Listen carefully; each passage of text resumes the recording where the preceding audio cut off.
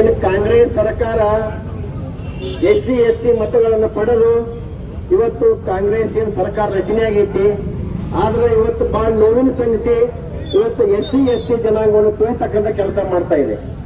ಪ್ರತಿಯೊಂದು ಹಂತದಲ್ಲಿ ಇವತ್ತು ಕಾಂಗ್ರೆಸ್ ಸರ್ಕಾರ 50-60 ವರ್ಷ ಆಡಳಿತವನ್ನು ಮಾಡಿದ್ರು ಕೂಡ ಏನು SC ST ಹೆಸರು ಹೇಳ್ಕೊಂಡು ಅವ್ರನ್ನ ಇನ್ನೂ ಅಲ್ಲೇ ಇರ್ತಕ್ಕಂಥ ಕೆಲಸ ಮಾಡಿದ್ರು.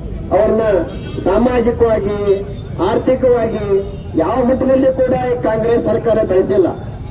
ಈಗಂತೂ ಏನು ಸಿದ್ದರಾಮಯ್ಯ ಸರ್ಕಾರ ಬಂದೈತಿ 2 ವರ್ಷ ಆಯ್ತು, ಅದರ SC ST ಅನುದಾನವನ್ನು ಕೂಡ ಈ ಗ್ಯಾರಂಟಿ ಬಳಸ್ತಕ್ಕಂಥದ್ದು ಇವತ್ತು ಬಹಳ ನೋವಿನ ಸಂಗತಿ.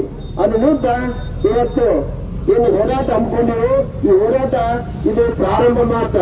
ಮುಂದಿನ ದಿನಮಾನದಲ್ಲಿ ಈ SC ST ಜನಾಂಗಕ್ಕೆ ಏನು ಅನ್ಯಾಯ ಮಾಡ್ತಾ ಇದ್ದೀರಿ, ಈ SC ST ಜನಾಂಗಕ್ಕೆ ಏನು ನಿಗಮದಿಂದ ಬರ್ತಕ್ಕಂಥ ಬೋರ್ವೆಲ್ಗಳನ್ನ ಕಟ್ ಮಾಡಿದಿರಿ, ಇವತ್ತು ಕೊಡ್ತಕ್ಕಂಥ ಪವರ್ ಕನೆಕ್ಷನ್ ಕಟ್ ಮಾಡಿದಿರಿ.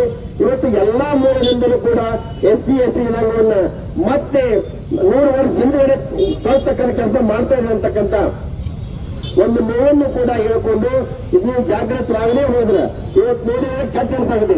ಈ ಕಾಂಗ್ರೆಸ್ ಸರ್ಕಾರ ಏನು ನೋಡಿದ್ರು ಕೂಡ ಸೈಕಲ್ ಇವತ್ತು ಯಾರಿಗೂ ನ್ಯಾಯ ಇಲ್ಲ.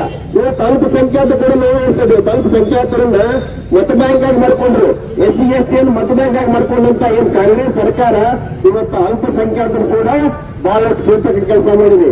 ಇವತ್ತು ಅಲ್ಪಸಂಖ್ಯಾತರು ಎಷ್ಟು ಮುಂದೆ ಬಂದಾರ ಅಂದ್ರೆ ಅವರು ಸ್ವಲ್ಪ ದುಡಿಮೆಂದ ಬಂದಾರ ಹೊರತು ಸರ್ಕಾರದ ಯಾವ ಸಾಧನೆ ಇಲ್ಲ.